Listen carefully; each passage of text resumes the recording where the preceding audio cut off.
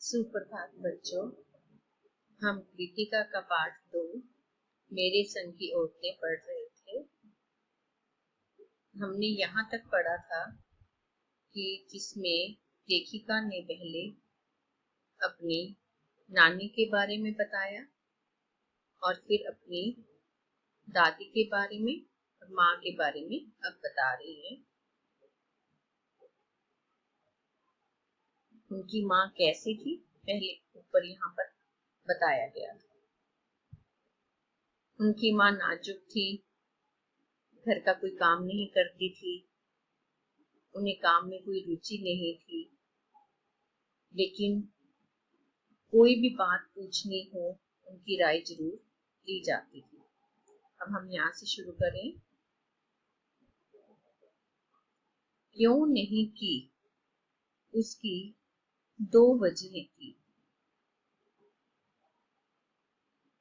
पहली यही कि हिंदुस्तान के तमाम वाशिंदों की तरह उनके ससुराल वाले भी साहबों से खासे अभिभूत थे और मेरे नाना पक्के साहब माने जाते थे। वो कहते इसकी 2 वजह थी। एक तो जो पहला जो एक तो वो देशभक्त तो थे ही थे, जो उनके घर वाले थे वो देशभक्त थे, लेकिन वो जो अंग्रेजों के हैं उनको उनकी भी काफी इज्जत करते थे। हिंदुस्तान के तमाम बाशिंदों की तरह उनके ससुराल वाले भी साहबों से खासे अभिभूत थे। साहब यहाँ पर साहबों से अभिप्राय है अंग्रेज, अंग्रेजों से वो काफी इम्प्रेस्ड थे। चाहे वो देशभक्त थे, हिंदुस्तान के लिए स्वतंत्रता के लिए लड़ाई लड़ रहे थे, लेकिन फिर भी अंग्रेजों से वो काफी इम्प्रेस्ड थे, अभिभूत थे, इम्प्रेस्ड थे। और मेरे नाना पक्के साहब माने जाते थे। और जो लेखिका के नाना है वो तो वैसे ही विदेश से पढ़कर आए थे, वे तो वैसे ही पक्के साहब माने जाते थे। बस जात से भी हिंदुस्तानी थे, बाकी चेहरे मोहरे रंग ढंग पढ़ाई लिखाई सब में अंग्रेज थे, बल्कि अंग्रेजों की तरह ही वो रहते थे। मजे की बात यह थी कि हमारे देश में आजादी की जंग लड़ने वाले ही अंग्रेजों के सबसे बड़े प्रशंसक थे। बल्कि जो हमारे देश में आजादी की लड़ाई लड़ रहे थे वो भी अंग्रेजों की प्रशंसा करते थे। गांधी नेहरू हो या मेरे पिताजी के घर वाले, भले लड़का आजादी की लड़ाई लड़ते जेब खाली और शोहरत सिर करता रहे, दबदबा उसके साहबी ससुर का ही था। एक आन बान शान वाले साहब ने उनके सिर फिरे लड़के को अपनी नाजुक जान लड़की सौंपी। उससे रोमांचक क्या कोई परिकथा हो। बोले इसमें क्या है, किसी का लड़का यदि किसी आजादी की लड़ाई में भाग ले रहा है तो उसका काफी नाम होता था कि हाँ वो आजादी के लिए लड़ रहा है, और जो उस आजादी के लड़ाई लड़ रहा है लड़का और उसको अपनी नाजुक जान लड़की सौंप दी, इसकी भी एक रोमांचक कहानी है। नानी की सनक भरी आखिरी ख्वाहिश और नाना की रजामंदी, वे रोमांचक उपकथाएं थी जो कहानी के तिलिस्म को और गाढ़ा बना चुकी थी, बल्कि कहानी को और ज्यादा रोमांचक बना चुकी थी। दूसरी वजह माँ की अपनी शख्सियत थी। उनमें खूबसूरती, नजाकत, गैर दुनियादारी के साथ ईमानदारी और निष्पक्षता कुछ इस तरह घुली मिली थी कि वे परिजात से कम जादुई नहीं मालूम पड़ती थी, बल्कि परियों से कम जादू वाली नहीं थी, परियों जैसी वो सुंदर थी। और चाहे वो दुनियादारी की बातें नहीं निभाती थी, गैर दुनियादारी थी, लेकिन वो सुंदर खूबसूरत थी, उसमें कोमल थी, और वो निष्पक्षता, बल्कि उसमें ऐसे भाव थे वो किसी का पक्ष नहीं लेती थी, जो भी कोई राय देती थी निष्पक्ष होकर राय देती थी। उनमें ठोस काम करवाने की कोई सोच भी नहीं सकता उनसे, बल्कि कोई ऐसा नहीं कर सकता बिल्कुल भारी भरकम काम करवाया जाए। हाँ, हर ठोस और हवाई काम के लिए उनकी जबानी राय जरूर मानी जाती थी और पत्थर की लकीर की तरह निभाई भी जाती थी। बल्कि उनसे चाहे घर का काम नहीं करवाया जाता था क्योंकि वो नाजुक थी, लेकिन उनकी हर उसमें राय ली जाती थी। कोई भी काम करना उसका मशवरा जरूर लिया जाता था, उससे राय ली जाती थी और उसकी राय मान भी ली जाती।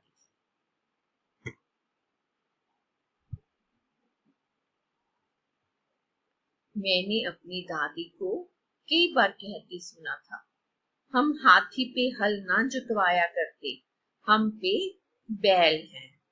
बचपन में ही मुझे इस जुमले का भावार्थ समझ में आ गया था। कहने का मतलब ये है कि अब जो हाथी है, आपको पता है हाथी को तो हम सजा के हम उसकी सवारी भी निकालते हैं, उसके हम हाथी को कहीं यात्रा पर भी ले जाते हैं, लेकिन जो बैल है उसे तो सिर्फ हल ही जुतवाया जाता है। कहने का मतलब यह है कि उनके घर में काम करने वाले तो बहुत लोग हैं, लेकिन राय मशवरे देने वाले नहीं हैं, तो इसलिए उनकी माँ से राय मशवरा ले लिया जाता था और उनको काम करवाने की जरूरत नहीं होती थी, क्योंकि काम करने वाले तो उनके घर में काफी लोग थे। बचपन में ही मुझे इस जुमले का भावार्थ समझ में आ गया था। जुमला जो ये बात बोले ना, हम हाथी पे हल न जुतवाया करते, हम पे बैल, एक जुमला मतलब एक मुहावरा है। इसका इसकी अर्थ जो है लेखिका को बचपन में ही समझ में आ गया था। जब देखा कि हम बच्चों की ममतालू परवरिश के मामले में माँ के सिवा घर के सभी प्राणी मुस्तैद रहते थे और दादी और उनकी जेठानियां ही नहीं, खुद मर्द जात पिताजी भी, बल्कि जो परवरिश थे वो परवरिश तो उनकी दादी भी करती थी, जो उनकी माँ की बल्कि जो उनके पिताजी के बड़े भाई है, उनकी जो मिसेज है, उनकी घरवाली, उसको जेठानी कहा जाता है, तो वो भी उनका ध्यान रखती थी। तो उन्हें चाहे अपनी माँ की ममता नहीं मिली, माँ की देख रेख नहीं मिली, लेकिन बाकी घर के लोग उनकी देखभाल करते थे। पर ठोस काम न करने का यह मतलब नहीं था कि माँ को आजादी का जुनून कम था, बल्कि माँ में भी आजादी का जुनून पूरा था। वह भरपूर था और अपने तरीके से भी उससे भरपूर निभाती रही थी। जाहिर है कि जब जुनून आजादी का हो तो उसे निभाना भी आजादी से चाहिए, जिस चीज से पूछकर उसके तरीके से नहीं, खुद अपने तरीके से। जो आजादी का जुनून है वो अपने तरीके से ही होना चाहिए। हमने अपनी माँ को कभी भारतीय माँ जैसा नहीं पाया, क्योंकि भारतीय माँ तो क्या होती थी, अपने बच्चे की देख रेख करती है, उसे प्यार देती है, लेकिन उनकी माँ ने ऐसा नहीं किया। न उन्होंने कभी हमें लाड किया, न हमारे लिए खाना पकाया, न अच्छी पत्नी बहू होने की सीख दी, क्योंकि जो भारतीय माँ है वो तो अपनी बेटी को सीख देती है, आपने अच्छी पत्नी बनना है, अच्छी बहू बनना है, लेकिन उनकी माँ ने उन्हें ऐसी कोई भी सीख नहीं दी। कुछ अपनी बीमारी के चलते भी वे घर बार नहीं संभाल पाती थी, पर उसमें ज्यादा हाथ उनकी अरुचि का था, बल्कि उन्हें इंटरेस्ट ही नहीं था कि घर का कामकाज करे। उनका ज्यादा वक्त किताबें पढ़ने में बीतता था, बाकी वक्त साहित्य चर्चा में या संगीत सुनने में, और वे ये सब बिस्तर पर लेटे लेटे किया करती थी। फिर भी जैसा मैंने पहले कहा था, हमारे परंपरागत दादा दादी या उनकी ससुराल के अन्य सदस्य उन्हें नए नाम धरते थे और न उनसे आम औरत की तरह होने की अपेक्षा रखते थे। उनमें सबकी इतनी श्रद्धा क्यों थी, जबकि वह पत्नी, माँ और बहू की किसी प्रचारित कर्तव्य का पालन नहीं करती थी। साहबी खानदान के रोग के अलावा मेरी समझ में दो कारण आए। वे कभी झूठ नहीं बोलती थी और वे एक ही गोपनीय बात को दूसरे पर जाहिर नहीं होने देती थी। लेखिका कहती है कि बल्कि वो, मेरी माँ कोई भी ऐसा काम नहीं करती थी, लेकिन फिर भी उनकी बहुत इज्जत करती है। उसको लगता है कि शायद दो कारण लेंगे, क्योंकि उनकी माँ कभी झूठ नहीं बोलती थी और कोई एक ही गोपनीय बात होती जो सीक्रेट बात होती, वो किसी दूसरे को नहीं बताती, किसी को भी दूसरे को नहीं बताती। पहले के कारण उन्हें घर वालों का आदर मिला हुआ था और दूसरे के कारण बाहर वालों की दोस्ती। जो पहला कारण था उसे घर वालों की इज्जत मिली और दूसरे कारण से बाहर वालों की दोस्ती मिली। दोस्त भी हमारी भी थी। माँ की भूमिका हमारे पिता बखूबी निभा देते थे। मुझे याद है बचपन में भी हमारे घर में किसी की चिट्ठी आने पर कोई उससे यह नहीं पूछता था कि उसमें क्या लिखा है, भले वह एक बहन की दूसरे के नाम क्यों न। और माँ यह जानने को बेहाल हो कि बीमारी से वह उभरी या नहीं। छोटे से घर में 6 बच्चों के साथ सास ससुर आदि के रहते हुए भी हर व्यक्ति को अपना निजित्व बनाए रखने की छूट थी, और हर व्यक्ति को अपनी जो प्राइवेसी अलग मलगी रखने की छूट थी, कुछ भी वो काम अपना कर सकती थी। इसी निजत्व बनाए रखने की छूट का फायदा उठाकर हम 3 बहनें और छोटा भाई लेखन के हवाले हो गए, बल्कि वो लिखने लग गए। लीक से खिसके होते हैं जो अपने पारंपरिक रीति रिवाज है उनसे हटकर, उसको बोलते हैं लीक से खिसके। अपने पूर्वजों में माँ और नानी ही रही होती तो गनीमत रहती, पर अपनी एक परदादी भी थी जिन्हें कतार से बाहर चलने का शौक था, बल्कि उन्हें परंपराओं से हटकर चलने का शौक था। कतार से बाहर चलने का शौक था, परंपराओं से हटकर चलने का शौक था। उन्होंने व्रत ले रखा था कि अगर खुदा की फजल से उनके पास कभी 2 से ज्यादा धोतियां हो जाएंगी तो वे तीसरी दान कर देंगे, क्योंकि वो ज्यादा कपड़े इकट्ठे नहीं करते। जैन समाज में अपरिग्रह की सनक बिरादरी बाहर हरकत नहीं मानी जाती, इसलिए तो वहां तक तो ठीक था, पर उनका असली जलवा तब देखने को मिला जब मेरी माँ पहली बार गर्भवती हुई। मेरी परदादी ने मंदिर में जाकर मन्नत मांगी कि उनकी पतोहू का पहला बच्चा लड़की हो।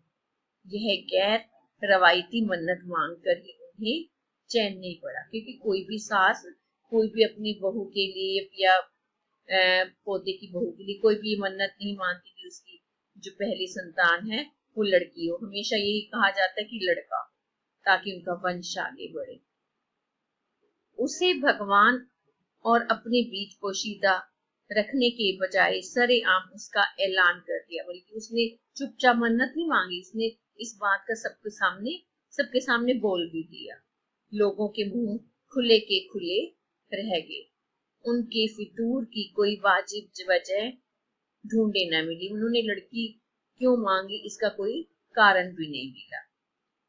यह भी नहीं कह सकते थे कि खानदान में पुश्तों से कन्या पैदा नहीं हुई थी, इसलिए माँ जी बेचारी कन्यादान के पुण्य के अभाव को पूरा करने के चक्कर में थी। ऐसा भी नहीं था कि उनके परिवार में कन्या नहीं हुई थी, उनके परिवार में लड़कियां भी थी।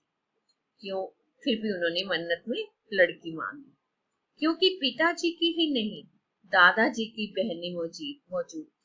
हाँ, पहला बच्चा हर बहू का बेटा होता रहा है।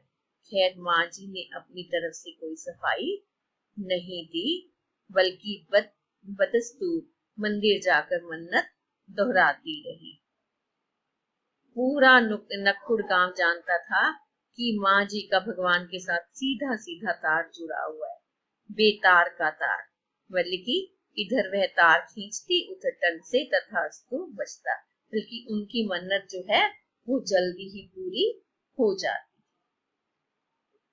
मेरी दादी तो पहले मर्तबा में ही तैयार हो गई थी कि गोद में खेलेगी तो पोती। तो बच्चों आपने यहाँ तक पढ़ना है, और धन्यवाद बच्चों, यहाँ तक आप पाठ को अच्छे से पढ़ना।